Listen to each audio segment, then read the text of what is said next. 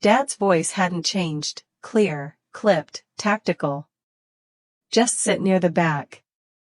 Don't talk about your rank. Don't make this about you. That was the greeting I got when I answered his call. Not a hello, not a welcome home, Lauren, just instructions, like he was managing a minor threat profile. I stood in front of the automatic doors at the small regional airport, my bag slung over my shoulder, the sky heavy with late November gray. It had been 15 years since I'd come home, but the air still smelled the same, diesel and wet leaves, like something waiting to be buried. This isn't about me, I said. It's a family tribute. I'm family. Your aunt invited you against my advice. Just stay in the background. Then he hung up. No goodbye, just that low click of dismissal that had become his signature long before I ever earned mine. The drive from the airport hadn't changed, a two-lane road stitched through brittle farmland and thinning trees. I passed the old gas station that still sold soda in glass bottles and the hardware store that still used a manual register. This town moved like it hated being chased by time. The motel I booked was a mile off Route 9. Faded brick, a half-lit vacancy sign, the kind of place where people came to disappear, not come home. I checked in, dropped my bag, and stared at myself in the mirror above the sink.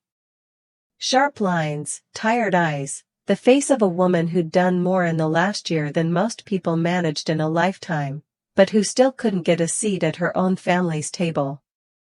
Mom's side was part of the tribute, too. That's why I came. That's what I told myself. Not for Dad, not for Aaron, not even for closure, just to pay respect to the woman who taught me what strength without volume looked like. The next morning, the community hall was already filling up. The banner read, honoring the Beck military legacy, 3 generations of service. And right under it, like a footnote nobody would read, was a folding table with a collage of old photos and campaign medals. I stepped inside slowly, the scent of old carpet and lukewarm coffee wrapping around me like a memory you didn't ask for. Aaron was there, of course, center of the room, always charismatic, always the image of command, his uniform perfectly pressed, medals aligned, hair regulation tight. He looked like a recruitment poster. When he saw me, his smile came fast, too fast. You made it, he said. Thought you might pull out at the last minute. It's a tribute, I replied evenly. And I was invited. He glanced around, leaned closer. Just be cool, okay? No long explanations. People don't really get the cyber stuff. You mean defense architecture? I asked. He shrugged. I mean, yeah, it's not combat. The insult didn't have to be spoken. It floated in the air around his words, like a scent only I could smell. The display board had our family name printed bold, the Beck line, a tradition of honor. I scanned the photos, Grandpa in naval whites, Dad in jungle fatigues, Aaron receiving his bronze star. And in the lower corner, barely in frame, was me, one photo, me in desert camo standing beside a comms trailer, tablet in hand. The caption, Al Beck, Tech Support, Alhara FOB. My chest tightened. I remembered that day, the heat, the static in the air, before the breach alert came through. My team caught the breach signal and shut the exploit loop in 20 seconds, 20. That saved lives. I was the ranking officer in that unit, my name was on the command log.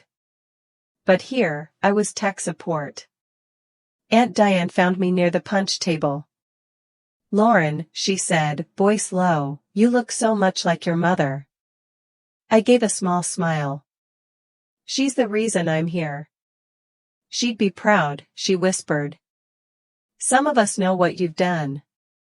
Some, not all. Never all. When the ceremony began, I sat near the back. Not because I was asked to, because I knew my place here. Aaron gave the keynote, told a story about Dad patching a chopper with duct tape in Nam. The crowd laughed on cue. He mentioned legacy, sacrifice, brotherhood. I wasn't mentioned, not once. Then came the slideshow, photos of missions, deployments, awards. No me. Not even the barbecue photo from the summer I commissioned. Mom had framed that one once. Dad took the mic. Our family has always answered the call from the Pacific to the Gulf, and we're proud to continue that tradition through my son, Captain Aaron Beck. No children. I felt something old crack in my chest. But I didn't stand. I didn't cry. I just folded my hands in my lap and waited for it to end. Then the doors opened. There was a shift in the air, almost like weather. Heads turned, conversations quieted, and in walked General Marcus Halverson, 4 stars, Supreme Allied Cyber Defense, my old CO. He scanned the room like a man who already knew the exit points. Then he spotted me, walked past the plaques, past the photos, past Aaron, and stopped in front of me. "Commander Beck," he said, voice clear. "Good to see you again." The room fell silent, forks paused midair. "General," I said, nodding. "When I heard there was a tribute to the Beck family, I asked to attend personally," he continued, voice rising, "because this woman led the defense integration that prevented a multi-nation breach during Operation Laddie's Shield. Her protocols are now standard across Allied defense networks." There were murmurs. Someone dropped a cup. Dad looked pale. The general added, "While I respect tradition, let's not mistake silence for absence. Commander Beck has served with distinction far beyond the definitions on your program sheet." He saluted.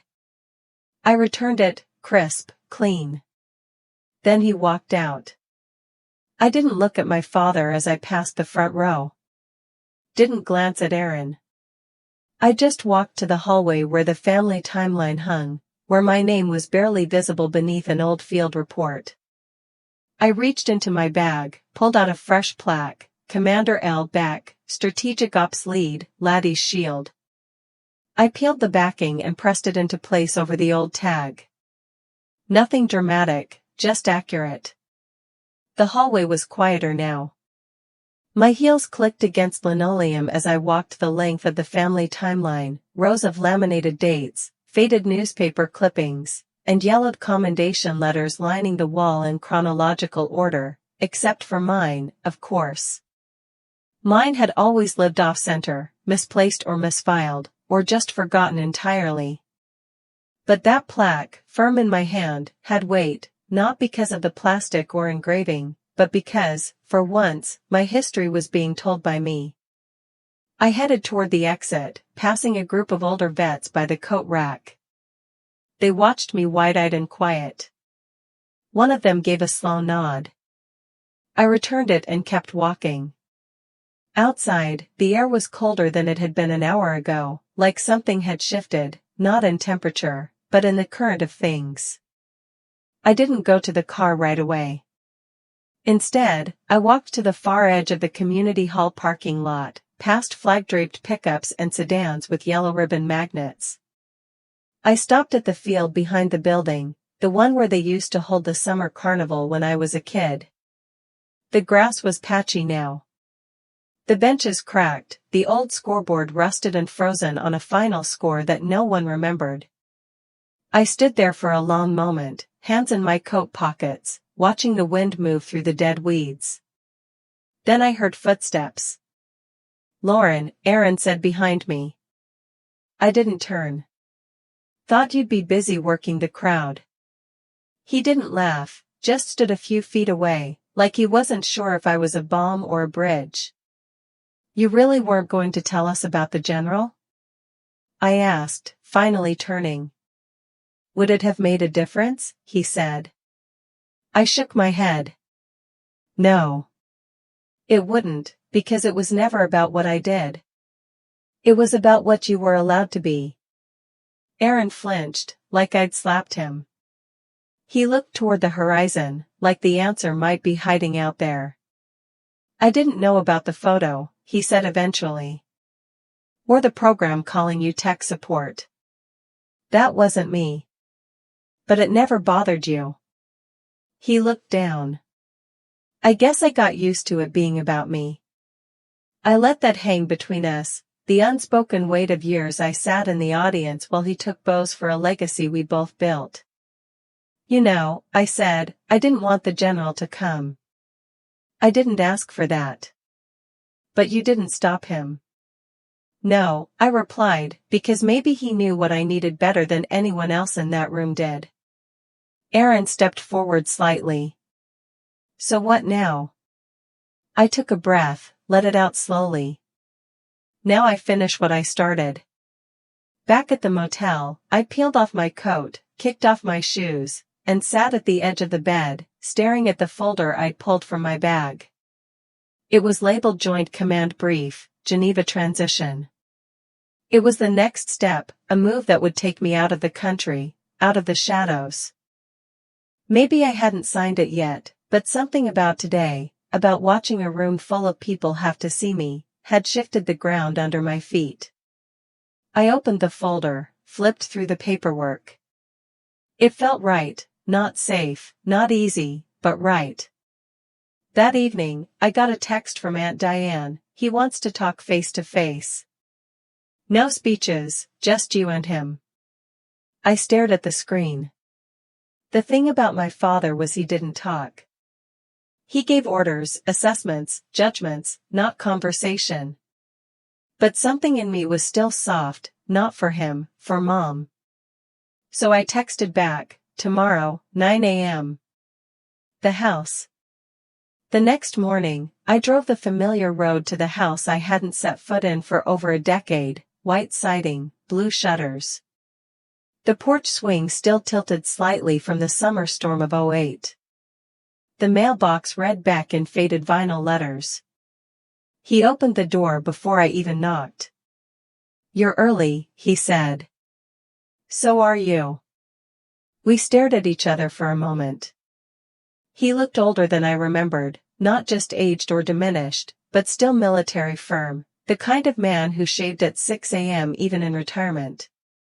He stepped aside. Coffee's on, he said. I followed him inside. The house smelled the same, old newspapers, the ghost of Mom's vanilla hand cream. We sat at the kitchen table. He poured the coffee, 2 mugs, black just like he used to drink it on deployment, he'd said. He didn't speak right away. Neither did I. Finally, he cleared his throat. You embarrassed me yesterday. I didn't move.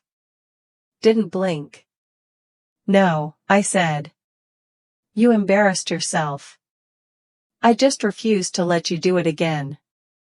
He looked at me, eyes sharp, mouth drawn. I didn't know the general was coming. You didn't know a lot of things, I replied. But you made sure no one else did either. He winced. I didn't think. You didn't want to think, I cut in. You didn't want to reckon with the fact that the daughter who didn't follow your path was still leading. He was silent for a beat, too. Then, almost too quietly, you think I'm ashamed of you? I know you are, I said. That's not true, he replied. I looked him straight in the eye. Then why'd you bury my commendation? Why'd you tell the liaison to pull my name from the medal nomination?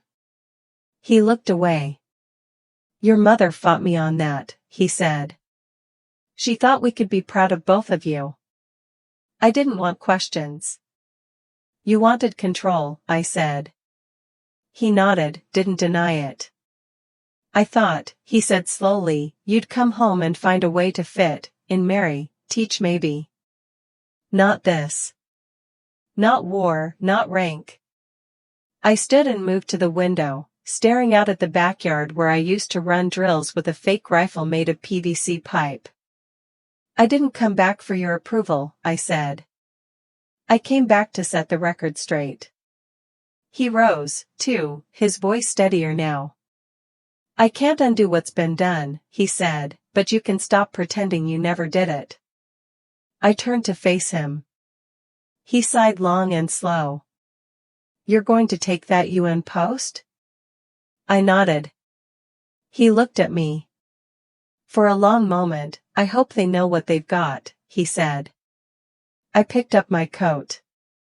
"They do," I said. Finally, I didn't look back as I stepped off the front porch. The wind was sharp again, curling around my collar like a reminder. I got into the car and let the silence settle. It wasn't heavy, not anymore. It just was. The conversation with Dad hadn't fixed anything. Not really. There were no apologies, no revelations, just facts spoken aloud. Finally, like bricks being named before they were set down, and that was enough. As I pulled onto the main road, my phone buzzed on the seat beside me. I glanced at the screen. It was from Lieutenant Grace Lynn. I heard a whisper, "You're heading to Geneva.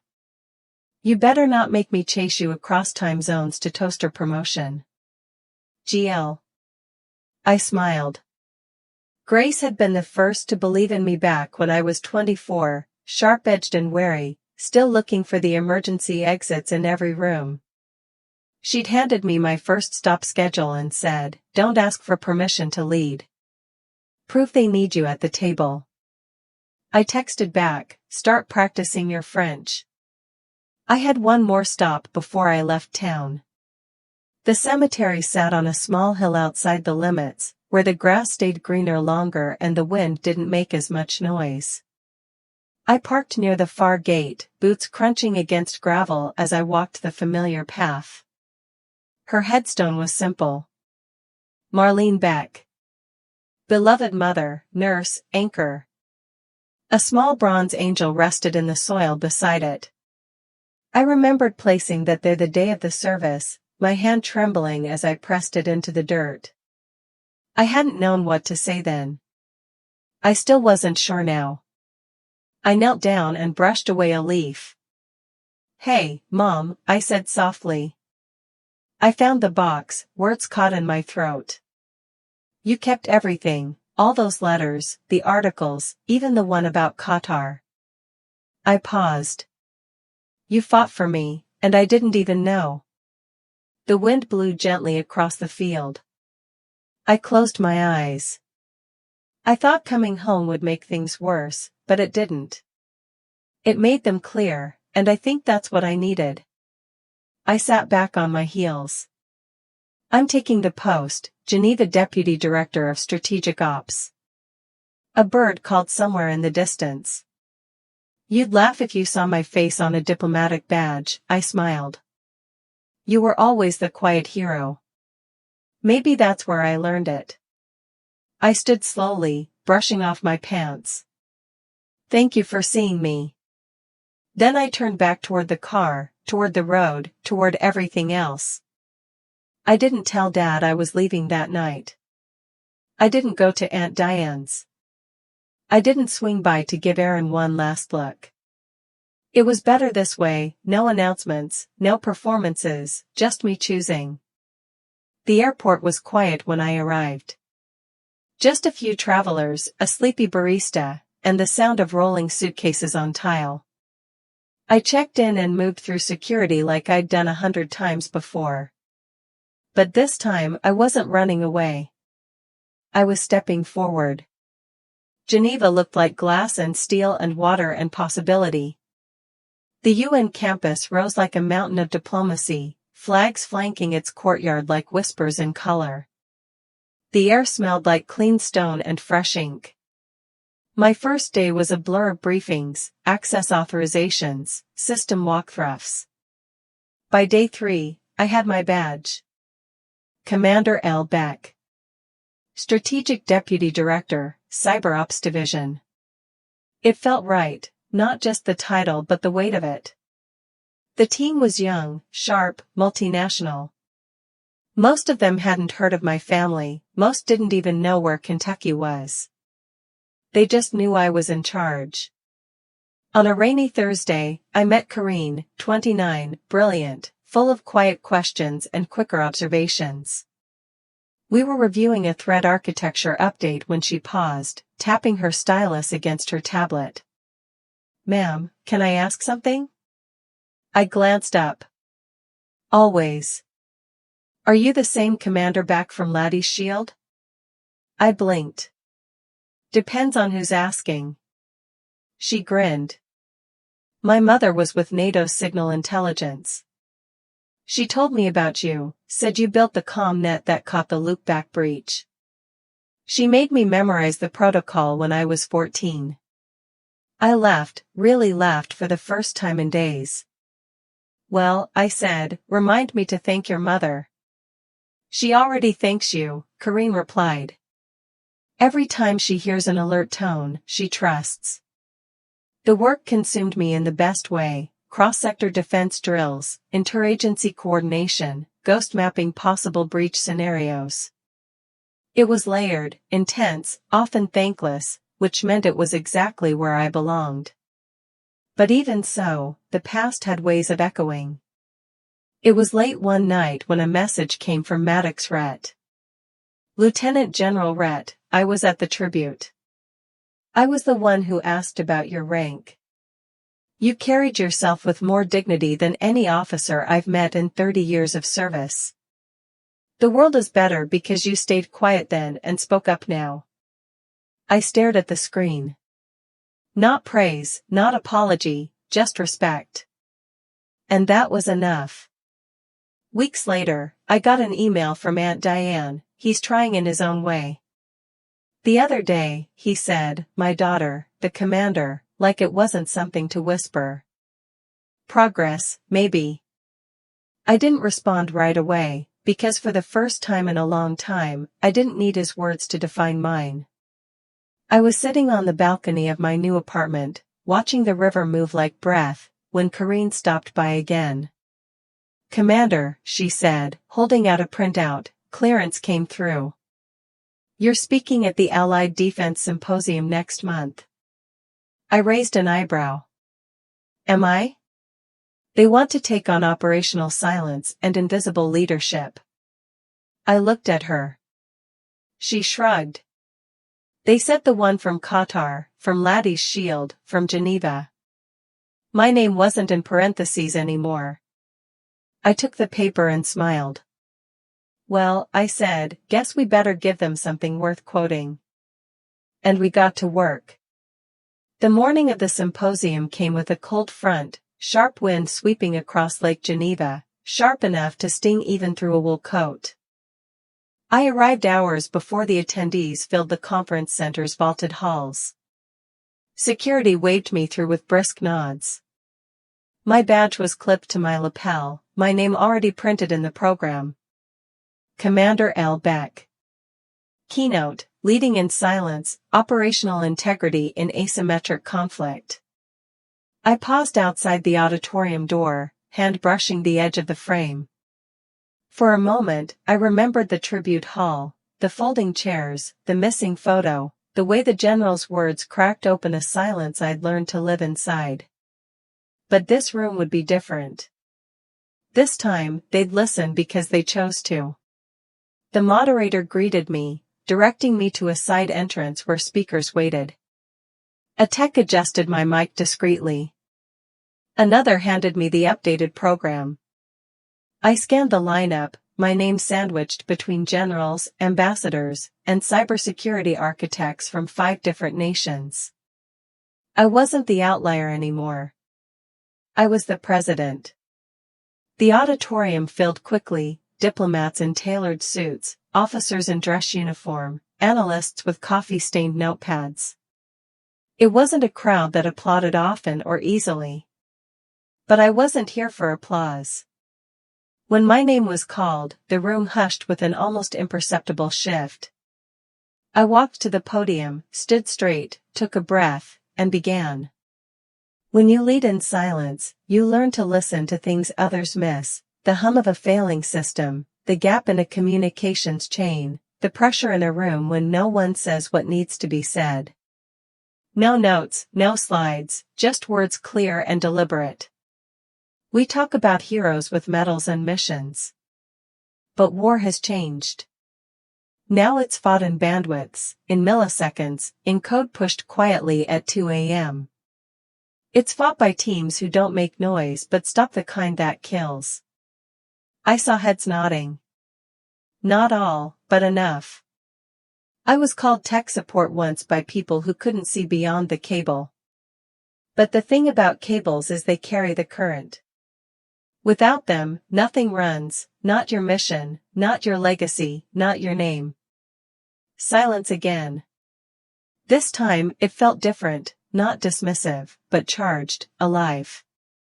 So the next time you think leadership only wears a ribbon or wields a weapon, remember the ones who never made your highlight reel but kept you from becoming someone else's statistic. I stepped back. The applause started slow, scattered, then built. A diplomat stood. So didn't Admiral? Then the entire row behind them. I didn't smile. I didn't nod. I just stood still, like the ground was catching up to where I'd always been. Afterward, I slipped out through the side hall. Karine caught up to me outside the green room, breathless. Ma'am, I've never seen that room react like that. I raised an eyebrow. Good or bad? She laughed. Terrifying, but in the best way. Later that afternoon, I found myself walking through the cobbled alleys of Old Town. Not because I needed to be there, because my feet had led me. The stone walls felt older than memory, and the quiet between footsteps sounded like something sacred. I passed a storefront that sold hand-bound journals. I paused, then stepped inside. The woman behind the counter didn't speak much English. I didn't need her to. I chose a black leather notebook, smooth spine, pages thick enough to hold real ink. I wrote on the first page, "Leadership begins where recognition ends," and then closed it. The next few weeks moved fast, briefings, late-night intel drops, policy rewrites. I was learning how to move through diplomatic circles without compromising the clarity that had brought me here, learning when to speak and when to let silence do the work. I sat on panels, co-chaired task forces, rewrote cyber readiness protocols with 4 NATO allies. But I didn't stop being a soldier, not really. The battlefield was just cleaner now, no sand in my boots, just pressure in my chest. One evening, as I was leaving headquarters, I got a message from Aaron. "Diane gave me your work email. I hope that's okay." I don't know what to say exactly. I watched the symposium video twice. I read it standing outside the security gate. Cold air curling around my ankles. You weren't incredible. I didn't know. I didn't try to know. And that's on me. I told Dad, "We failed you." I think he listened. Not sure it landed yet, but it's a start. Also, Mom would have cried. You know that, right? I didn't reply, not then. I walked the long way home, past the cafe shutting down for the night, past the river, past the city that knew nothing of the Beck family and everything about me. I replied the next morning, "Thanks." It did land, maybe not loud, but loud enough. And yeah, I know she would have. The thing about being seen is, once it happens, it rewires something. I didn't need validation. But I'd spent so long being edited out that now, when people repeated my name with reverence or respect, I had to remind myself I wasn't an imposter. This was mine, and I'd earned every syllable. A month later, I received an embossed envelope with a deep blue seal. The International Defense Alignment Council Annual Recognition Dinner, honoring global leaders in integrated security. My name was on the guest list, not as daughter of, not as support, but as the keynote recipient of the Operational Legacy Commendation. The event would be in Brussels, a hall full of brass, policy architects, and media. and for the first time in years, I considered inviting someone. Not my father, not Aaron, Aunt Diane. I called her that evening. She picked up on the third ring. Lauren? Hi, I said. I've got a weird question. She laughed.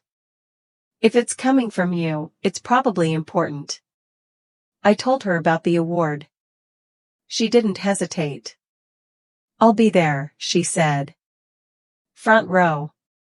And just before she hung up, she added, voice cracking just slightly, your mother would have sewn you a dress. I smiled. I'll wear something sharp, with pockets. The night of the ceremony, I stood in front of a full-length mirror in a Brussels hotel suite, wearing a tailored dark suit, the lines clean and deliberate. A silver pin rested just below my collarbone, an abstract insignia representing digital command. Corrine had helped me choose it. Modern, she'd said. Strong, like you. As I stepped onto the stage into the lights, the applause rose like a tide. And this time, I let myself feel it. They called my name with the weight of ceremony, not just Commander Beck, but the whole string. Commander Lauren Elise Beck. Strategic Deputy Director, United Nations Cyber Operations. Each word like a building block, not background, not technical support, not the sister of someone else's legacy, mine. The hall echoed with applause, the kind that doesn't start politely and die off but grows, sustained, purposeful. I walked across the stage beneath a rain of light, the kind designed to flatter, but I didn't need it. I carried my own presence now, sharper than medals, quieter than slogans, heavier than pride. Aunt Diane stood near the front, hands clasped to her chest. I caught her eye briefly as I passed. Her lips moved around a word I didn't need to hear to know. Finally, I reached the podium. There was no speech prepared. They'd asked for one, even offered to send a writer. I declined. If they were going to honor me, they could start by hearing me. As I adjusted the mic, the room hushed like it had been waiting all year to exhale. Thank you, I began. When I was a child, my family had an honor wall in our living room, black and white photos of men in uniform neatly framed, medals and citations under glass. I used to stare at that wall and wonder where my photo would go. A few murmurs, a cough near the back. Turns out there wasn't space for me. I paused and let the words settle, not because I hadn't served, but because the version of service I chose didn't fit the narrative. Someone at a side table still had their fork mid-bite. I didn't command from a mountaintop. I didn't charge through doorways with a rifle. I led from bunkers and base stations. I led through code, through protocols, through decisions made in milliseconds that prevented the kinds of explosions people do remember. No one moved. Now, some people still don't understand what I do. They hear cyber and think computers, think wires, think support. But systems don't save themselves. They need command, clarity, readiness. I glanced at the council banner on the wall behind me. This medal, this moment, is not just for me. It's for every leader who has ever been mistaken for a technician, for every strategist whose name was footnoted behind a louder one. I stepped back, no closer. Thank you. Truly, not for seeing me now but for letting me make it impossible not to. The applause this time didn't just echo, it surged. Afterward, the reception was a whirl of handshakes, nods, and multilingual praise. My plate stayed mostly untouched. I never ate much of these things. Never could relax enough to chew. Aunt Diane found me near a flower arrangement shaped like a globe. You, she said, eyes brimming, are something your mother would have written about in her journal every night for a year. I swallowed hard. Thanks for being here. Wouldn't have missed it, she said, then added more quietly, and neither would she. Not really. Before she left, she pressed something into my palm, from her sewing room. I thought you should have it. I didn't open it right away. I just slipped it into my clutch and promised to call the next day. Back at the hotel, alone, I finally opened the folded linen. It was a patch, dark green, rectangular, stitched with the words, "She doesn't yell, she directs." Below it, in faded marker, Mom's note. "One day this will be Lauren's." I sat down on the edge of the bed, the patch in my hand like something ancient and electric. The next morning, I flew back to Geneva. The city unfolded below me as the plane descended, all water lines and tiled rooftops and a skyline that didn't try too hard to impress. Corinne met me at the UN campus gates. "You broke the council's website," she said, grinning. "Excuse me?" The traffic crashed the media stream. "They're uploading it to Defense Archive servers now." I raised an eyebrow. Global and FOSC don't have a stronger CDN? Apparently it wasn't built to handle women reclaiming their reputations. I laughed, the kind that started in my stomach and actually made it to my chest this time. "Also," she added, holding out her tablet, "there's this." She pulled up an internal press bulletin from U.S. Cyber Defense Command. It read, "In honor of Commander Beck's recent recognition, we are formally updating the historical personnel documentation for Operation Loudest Shield. Commander L. Beck will be listed as Commanding Officer, Integrated Strategy Lead and Lead Signal Responder." Effective immediately, I stared at it for a long moment. I didn't cry, I didn't need to. Some things weren't about catharsis, they were about justice, quiet and complete. That afternoon, I hosted a briefing for Allied Digital Strategy Leads, 14 representatives, each with different stakes and different blind spots. We were revising threat modeling for hybrid attacks, ones that blurred lines between infrastructure and narrative warfare. Halfway through the session, a French delegate raised his hand. "Pardon, Commander, would you mind clarifying why you structured the model to prioritize silence response rather than signal amplification?" I leaned forward. "Because silence is where most threats hide. If we respond too loudly, we alert the architects before we're ready. Clarity comes from readiness, not reaction." He nodded slowly. "Mercy." The room was quiet for a beat. Then, across the table, a Norwegian lieutenant muttered, "Damn, I see it now." The rest of the room caught up. That night, I stood on the balcony again. The city glowed in hush light. I took out Mom's patch, pressed it flat on the table beside my wine glass. "She doesn't yell. She directs." Funny how something that small could hold an entire truth. My phone buzzed. Message from Dad. Saw the video. Didn't know whether to call, so I'm texting. "I see you now. I should have seen you earlier. I'm proud of you, Lauren." I didn't answer, not because I didn't care, but because the words had finally arrived without me begging for them. Somewhere deep in a storage drive in Kentucky, a tribute video still plays without my name in it. And that's okay, because in the places that matter now, across continents, in archives, in minds sharpened by new war, my name lives, clear, centered, earned. I didn't delete the text. I didn't save it either. I let it sit on my phone like something thawing in the cold, familiar but fragile.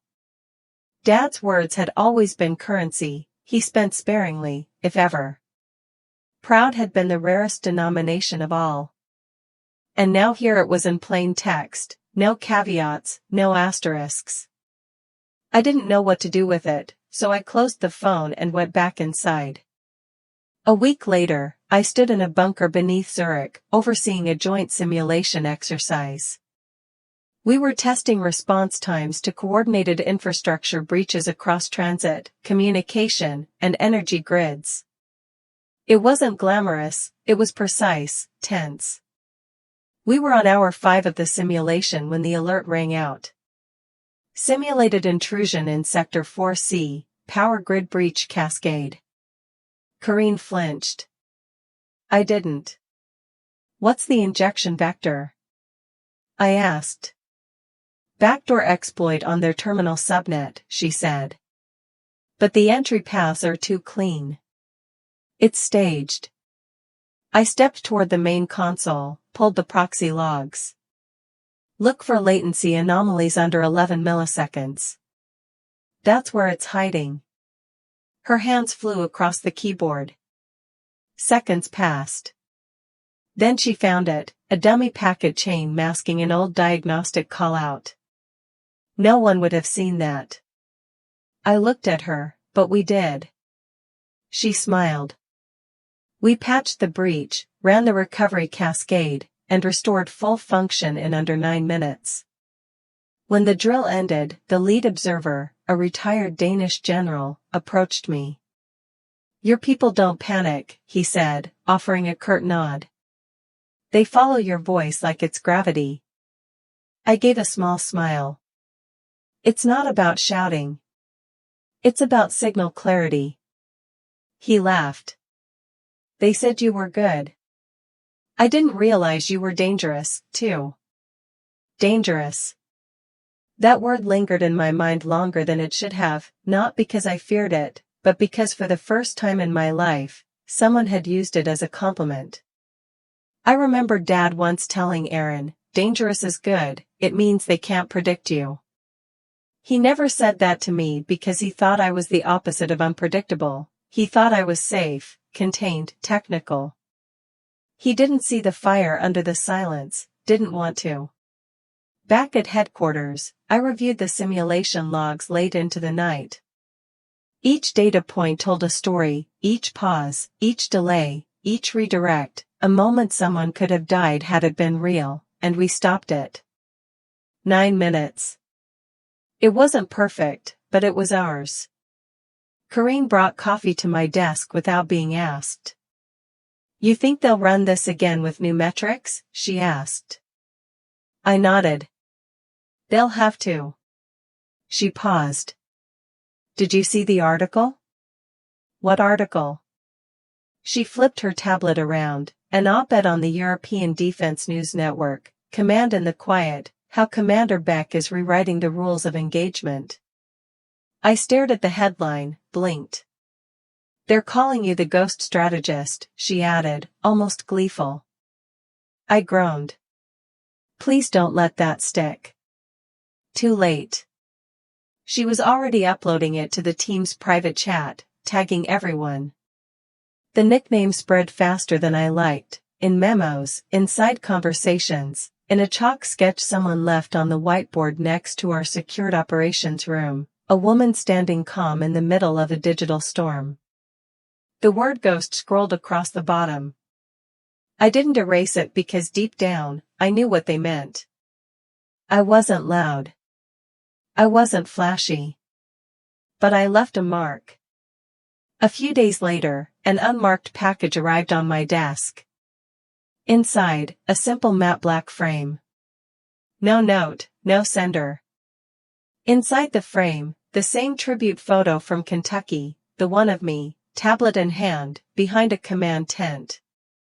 But this time, the caption had been updated. Commander L. Beck, Operational Lead, Joint Cyber Response, Al-Hara. I stood there, holding it, unsure whether to laugh or cry. Someone had gone back, rewritten the truth. I placed it on my shelf, not front and center, not tucked away either, just where it belonged. In mid-March, I was invited to brief the EU Security Council.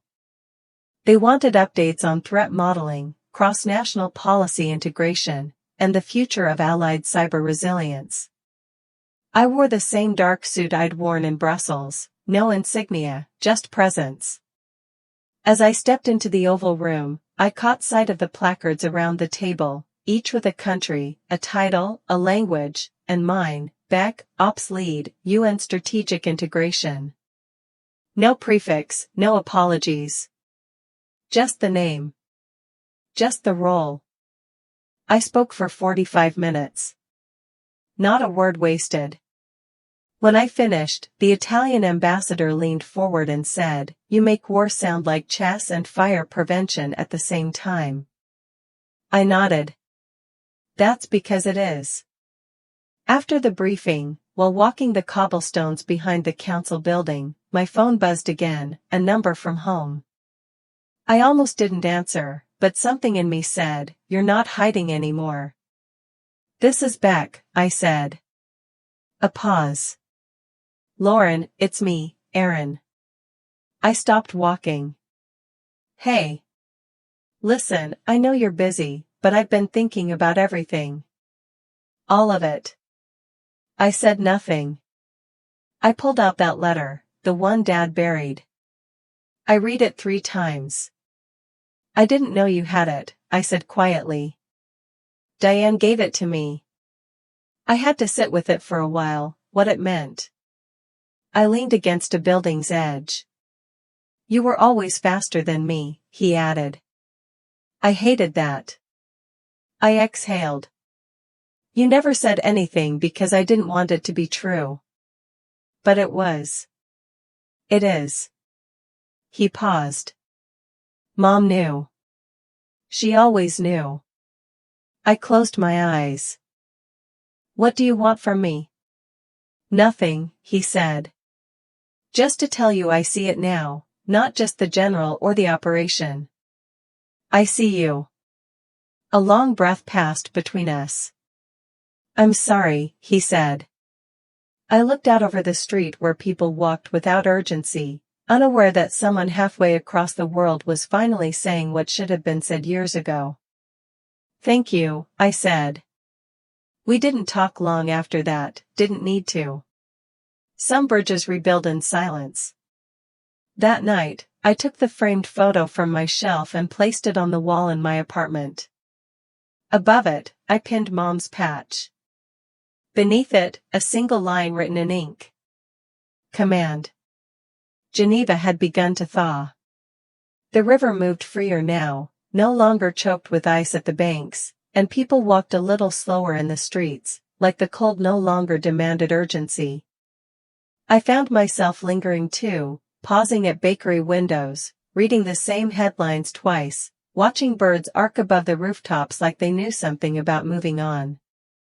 I'd been in the city for nearly 5 months, long enough for people to stop asking why I came, long enough for me to stop explaining. At headquarters, we were preparing for an alliance-wide audit. Every cyber-resilient asset across 22 nations was being reviewed, assessed, ranked, and we were leading the evaluation structure from scratch. Corrine and I spent whole days buried in frameworks, prioritization algorithms, and legacy compliance logs. Sometimes she'd appear in my office doorway, dark circles under her eyes and a half-eaten protein bar in hand. "We need a new scoring matrix," she'd say. "No, Corrine. We need a nap and a more honest bandwidth calculator." But we pushed through, because under every outdated server protocol and every jurisdictional headache was something bigger. We were rewriting how the world defended itself, quietly, accurately, without asking for applause. One evening, after a particularly brutal 12-hour session with the Baltic strategy reps, I got an email from Maddox, our subject, ShadowNet Protocol. "Commander, apologies for the direct line. I've received word of a breach simulation running independently out of Langley that matches your ShadowNet signature.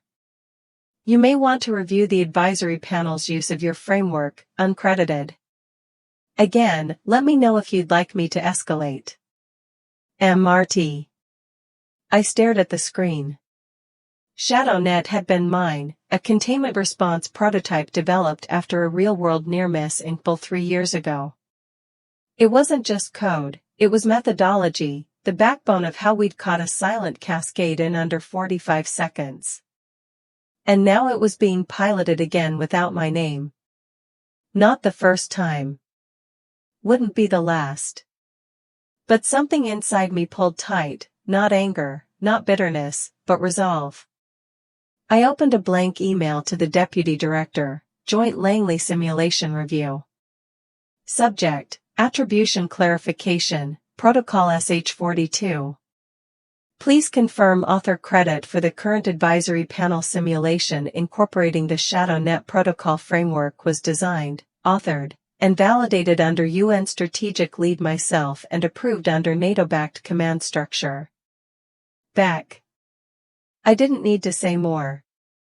The timestamp did the rest. 24 hours later, they responded. Apologies, Commander. Oversight corrected. Your name has been added to the operational ledger and attribution log. We appreciate your leadership. I forwarded the update to Karine. Her reply came seconds later, you made silence your command post. Now it's their headline. Later that week, I stood at the edge of a digital war table. 7 international ops leads, half of them men who used to talk over me on conference calls. Run the loudest cascade again, I said, eyes locked on the mapping grid. But this time, seed it with a dummy load on the outer subnet. I want to see who reacts late. A Swedish tech lead frowned. Commander, that's not standard protocol. I looked at him. Study, we're not preparing for standard attacks. Karine executed the command. The system flared red in 3 sectors, delayed response, missed signal, collateral loss. I stepped back. Now tell me again why we're still using peacetime logic during pre-war pressure testing. Silence. Then nods. My name wasn't just on the report, it was on the methodology guide, the simulation spine, the outcome protocols. I wasn't just present, I was present. The next morning, my mail bin held a letter, real paper, not email. I knew the handwriting before I turned it over, Walter Beck. No return address. I opened it slowly, carefully, like it might flinch inside. Lauren. I'm not good at this. Never have been. That day at the tribute, I thought you'd embarrass me. What I didn't understand was you were fixing something I broke. I've spent my life believing command was only visible when it stood in front of a room. But you've shown me command can happen in code, in cables, in the dark, where no one claps. You didn't ask for this letter. I'm sending it anyway. I watched your EU briefing, then the Brussels commendation, then the NATO review on laddies. They use your name like punctuation now. They cite you like your doctrine. You are. Your mother would have written a book about you, I would have just underlined every page. I'm sorry, not for being who I was, but for not seeing who you were sooner. Love, Dad. I read it 3 times, didn't cry, just sat very still, then placed it in the notebook with Mom's patch, opposite a page I hadn't filled yet. Spring broke across Geneva like an exhale. The river ran faster. People shed coats. And I shed something too, some old weight I'd been carrying since that first day I boarded a bus to officer school with a letter in my pocket and no goodbye from home. I didn't need a home to return to anymore, because I'd built one inside systems and silence and steel. One Friday evening, Karine knocked on my door. Commander, she said, you're not going to believe this. I followed her to the common screen. The UN homepage had just been updated, new leadership profiles. And there in high-resolution clarity, Commander Lauren Beck, Deputy Director, Global Strategic Cyber Division, with a subtitle, Architect of the Modern Defense Silence. I exhaled, then laughed. Looks like ghost strategists are finally allowed headshots. Karine grinned. I didn't save a screenshot. I didn't forward the link to anyone back home. Instead, I just stared at it for a minute, long enough to let the reality settle in. It wasn't about vanity, it was about presence. I was no longer hidden in citations or buried beneath acronyms. They'd used my full name, my title, and most importantly, my work. There was something unshakable about that, not triumphant, just anchored. From Alhara, centered underneath a new inscription, Commander Lauren Beck, Architect of Strategic Defense Silent Theater. In the video, Dad stepped down from the ladder, adjusted the frame once, then stood back. He didn't speak, didn't need to. The gesture was louder than anything he'd ever said. At the end of the clip, Aunt Diane whispered, he insisted on doing it himself. I watched the video twice. Didn't cry, but my throat tightened in that way it does when something long overdue finally arrives. Spring turned to early summer. The light lasted longer each day, and I found myself pausing more often, on balconies, on bridges, in quiet corners of city parks, not to reflect, just to breathe. One evening, while reviewing reports, Corinne leaned into my doorway. Geneva wants to rename the UN Cyber Response Lab, she said. Beck Lab. Strategic Silence Integration Division. Beneath it, a quote I hadn't written but recognized. You don't salute support staff. You salute leaders. General M. Halverson. I stood there for a long time. The past didn't weigh on me anymore. It stood beside me, silent, proud, unapologetic. Summer in Geneva didn't rush in. It arrived in soft increments, warm pavement after rain, open windows, and evening meetings, the return of street musicians to the lakefront. And somewhere in the middle of it, I realized I had stopped bracing for impact. For years, I'd moved like something might collapse at any moment, a title stripped, a briefing discredited, a room gone silent in that particular way that says, we don't see you. Now that silence was gone, or maybe it was filled. The Beck Lab opened officially on June 3rd. No red ribbon, no overblown speeches, just a quiet walkthrough for allies and stakeholders and a one-page press release that read like an afterthought. Beck Lab launches in Geneva, a global hub for silent operations and strategic response. The photo accompanying it was just the exterior of the building, no people, no headline grab. I liked it that way. Corinne said it felt like a prayer wrapped in fiber optic cable. I said it felt like home. A week later, during a cross-division debrief, we reviewed 2 near-miss incidents flagged by early Geneva directive protocols. One was a port transmission loop in Jakarta, patched before escalation. The other was a slow-drip interference with refugee processing servers in Eastern Europe, isolated, neutralized, archived. In both cases, our silence mapping caught what noise metrics didn't. After the meeting, Director Tan messaged me, Beck, this work didn't just change response times. It changed the definition of preparedness. I saved that one. Some messages deserve to last. I was walking the perimeter of the old UN campus one morning, coffee in hand, the city still waking up, when I passed a group of students on a guided tour, young, diverse, full of energy and questions. Their guide pointed to one of the flags flanking the entrance and began explaining the evolution of interagency cooperation. Then I heard a voice say, "Isn't this where Commander Beck works?" Another answered, "Yeah, the one who rewrote the breach response model." They didn't see me, and I didn't correct them. I just walked on, something warm unfurling in my chest like sunrise. I'd spent a lifetime being invisible in the rooms that claimed to honor service. Now, without trying, I was part of the tour. Dad sent a letter the following week, real paper again, black ink, small handwriting neat and sharp. Lauren, I watched a panel discussion you were part of.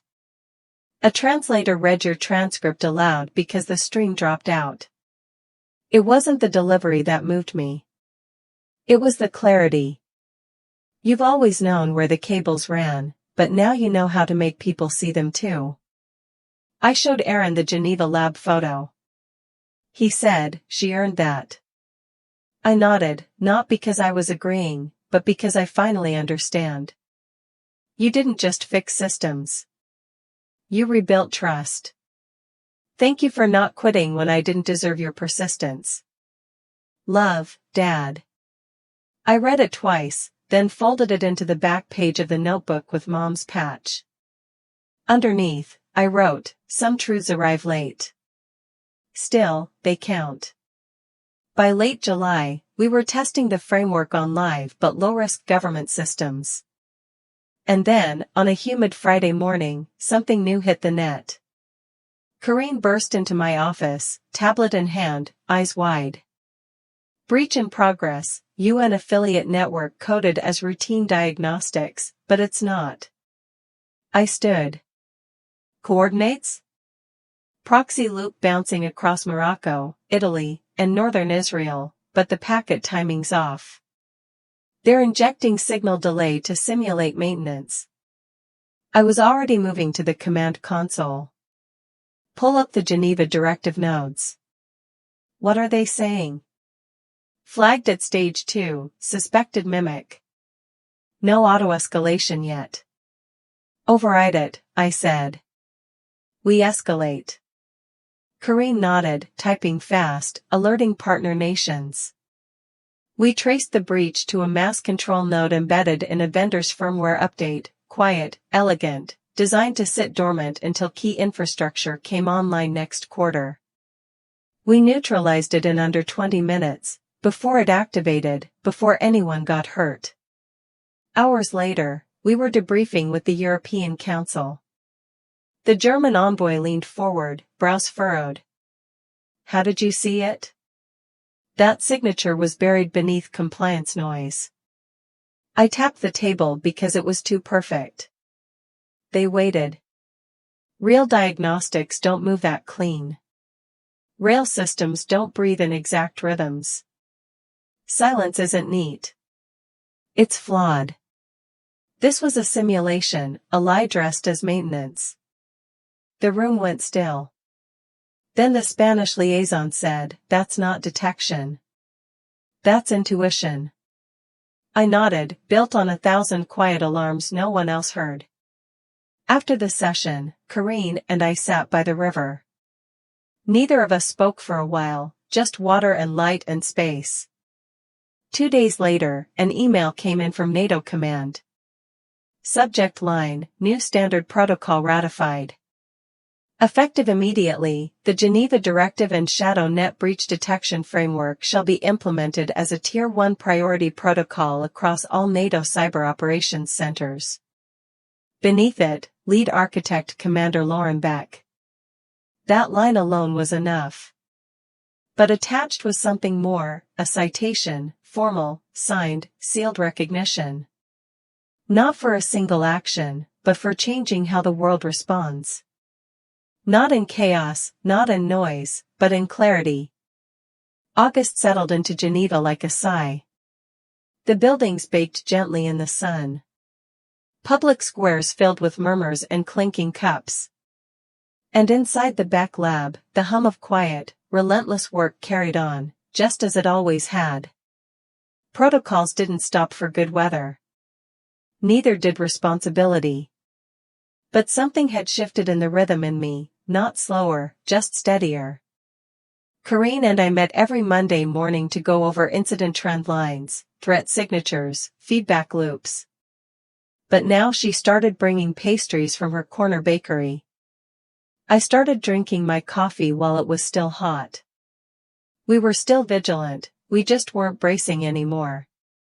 One evening, as I was leaving the lab, I passed a new technician, young, nervous, badge barely broken in.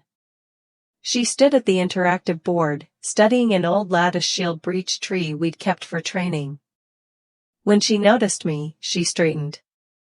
The Beck lab received its first visiting cohort in late August, 12 representatives from 8 nations, all tasked with launching their own silent command centers.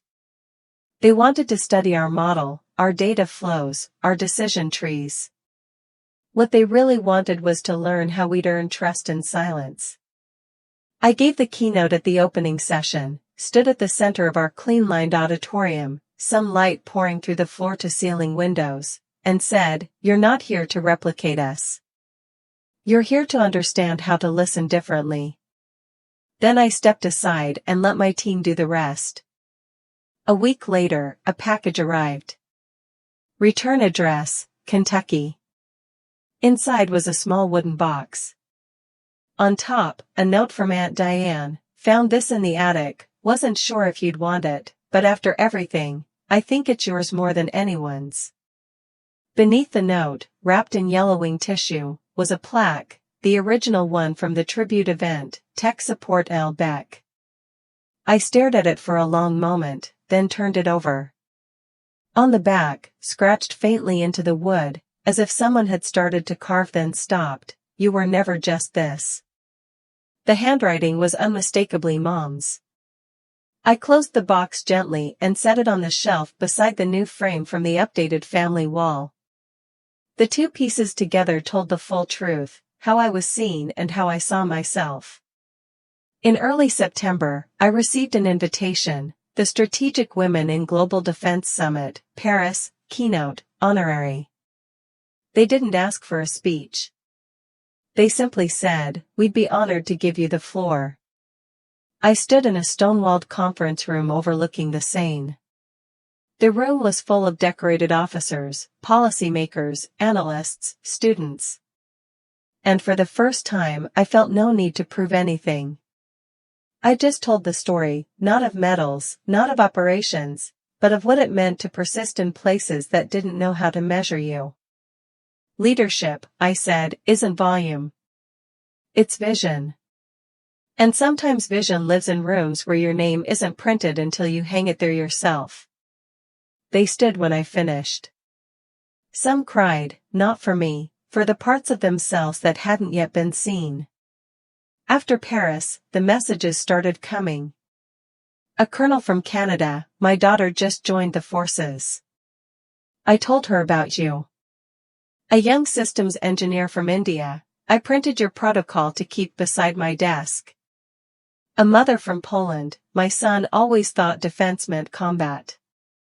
After reading about you, he sees something else." I didn't respond to all of them, but I read every single one, because each was a reminder. Not that I'd arrived, not that I'd endured. The seasons turned again, leaves curling, days shrinking. And on a quiet October morning, I found myself walking along the lake with no destination, hands in my pockets, wind tracing its fingers through my hair. I passed the old cathedral, past the bookstore where Corinne bought her sketch journals, and ended up in front of the old University Archive Hall. A new exhibit banner hung outside, "Women of Global Command, the Hidden Histories of Defense Leadership." Curious, I stepped in. The exhibit was small, deliberate, curated in the way only truth can be when it's had time to breathe. Midway through, I found a glass case. Inside, a simple display, a printed directive from Laddie's Shield, a Geneva directive schematic, a photo of the Beck Lab's opening, and a quote. "She does not yell. She directs." Marlene Beck.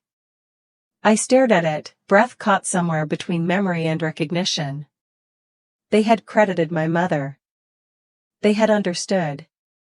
I stepped back out into the daylight, letting it warm my face. Corinne called that afternoon. "Commander," she said, "we've been invited to sit in on a new framework proposal." "Who's the UN Security Council?" "They want us to help define what strategic silence looks like at the policy level." I didn't answer right away. I just smiled, then said, "Book it." That evening, I opened my notebook, the same one I'd carried from Brussels to Geneva to now. On the last blank page, I wrote, "Not erased. Not waiting. Just leading." Then closed it, set it on the shelf beside the old plaque, and turned off the light, because some legacies don't need to glow. They're already wired into the system.